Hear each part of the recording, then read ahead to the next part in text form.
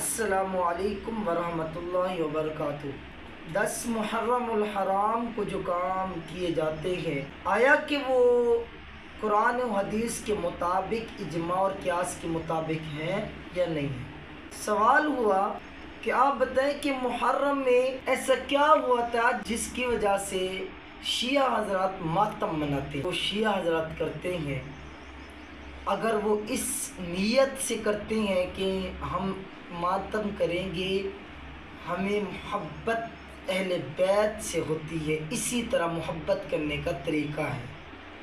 ہم ایسے کریں گے محبت ہوگی وگرنہ نہیں، تو یاد رکھیں سنت اور کتاب اللہ، اجماع اور قیاس کے مطابق یہ باتیں نہیں ہیں، اس کے اندر یہ باتیں نہیں پائی جاتی، نہ سبیل چلانا، نہ ماتم منانا، یہ قرآن و حدیث کے مطابق کام نہیں ہے۔ اگر اہل بیت سے محبت کرنے کا اگر کوئی